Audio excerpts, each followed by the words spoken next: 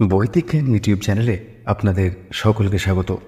কলিযুগে হরিনাম মহামন্ত্র জপই হল জীবের উদ্ধারের একমাত্র পথ। আজ আপনাদের বলবো হরি শব্দের অর্থ কী, কেনই বা কীর্তনে, জীবনকালে, মরণকালে, শ্মশানঘাটে সবসময় হরি শব্দ উচ্চারিত হয়। ভিডিওটি শুরু করার আগে প্রতিদিনের মতো আপনাদের কাছে আমাদের একটি ছোট্ট অনুরোধ, যারা এখনও আমাদের চ্যানেলটিকে সাবস্ক্রাইব করেননি, এই ধরনের ভিডিও পেতে চ্যানেলটিকে সাবস্ক্রাইব করুন এবং পাশে থাকা বেল আইকনটি প্রেস করুন, যাতে আমাদের আপলোড করা প্রতিটি ভিডিওর নোটিফিকেশন খুব সহজেই আপনাদের কাছে পৌঁছে যায়। তো চলুন শুরু করা যাক আজকের ভিডিও।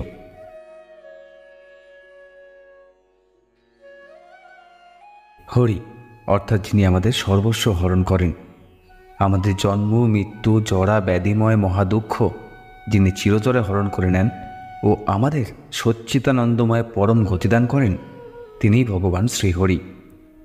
সবসময় হরিবোল বলা হয় আসলে সবাইকেই হরিনাম করার নির্দেশ দেওয়ার জন্য। এখন প্রশ্ন উঠতে পারে, কেন সবসময় হরিনাম বা হরে কৃষ্ণ মহামন্ত্র জপ করব? সত্যযুগে মানুষ তপস্যা করতেন। এই কঠিন তপস্যার মাধ্যমে তারা পাপ থেকে মুক্ত হতে পারতেন এবং ভগবানের শ্রীচরণে আশ্রয় পেতেন। ত্রেতা যুগে মানুষ যজ্ঞ করতেন, যজ্ঞ করে মানুষ পাপ থেকে মুক্ত হতেন। দাপর যুগে মানুষ সেবা করতেন ভগবানের, কিন্তু সেই সেবা কলিযুগের সেবার মতো নয়। দিনের 24 ঘন্টার মধ্যে অধিকাংশ সময়ই তারা ভগবানের সেবায় কাটাতেন। কিন্তু কলিযুগের মানুষের কাছে এত সময় নেই। কলিযুগে মানুষের অন্নগত প্রাণ, তাদের অল্প আয়ু। তাহলে তারা কিভাবে পাপ থেকে মুক্ত হবেন? কিভাবে ভগবানের চরণে আশ্রয় পাবেন? এই কথা চিন্তা করে নারায়ণের অবতার শ্রী চৈতন্য মহাপ্রভু কলিতে আবির্ভূত হয়ে বলেছিলেন, কি করলে কলিযুগের মানুষ সহজেই ভগবানের দর্শন পাবেন। তিনি বলেছিলেন, হরের নাম হরের নাম হরের নামই কৈবলম, কলৌ নাস্তেব নাস্তেব নাস্তেব গতির্নন্থা। অর্থাৎ, হে কলিযুগের মানুষ, শুধু হরিনাম করো আর হরিনাম করো। কলিযুগে হরিনাম ছাড়া আর কোনো গতি নেই, কারণ হরে কৃষ্ণ মহামন্ত্র কীর্তনই কলিযুগের বদ্ধ জীবের একমাত্র ধর্ম, একমাত্র উদ্ধারের পথ। হরিনামই শান্তির পথ। এই মনুষ্য জীবন হরিভজনের জন্যই নির্ধারিত।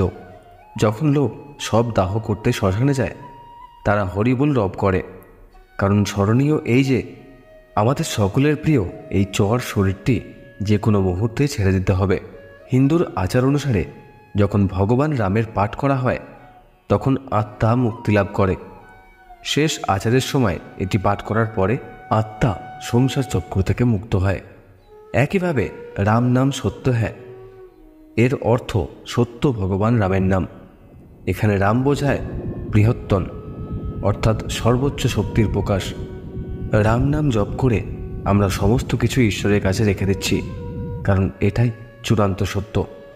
এই মন্ত্রটি আমাদের উপলব্ধি করিয়ে দেয় যে এই পৃথিবীতে যা কিছু আসে তা বিদায় নেয়। প্রভু ব্যতীত সমস্ত কিছুই একটি মায়া। আজ এ পর্যন্তই। যদি এই ভিডিওটি আপনাদের ভালো লেগে থাকে, তাহলে অবশ্যই চ্যানেলটিকে সাবস্ক্রাইব করবেন এবং লাইক, শেয়ার ও কমেন্ট করে আমাদের জানাতে ভুলবেন না আমাদের ভিডিও আপনাদের কেমন লাগছে। ধন্যবাদ।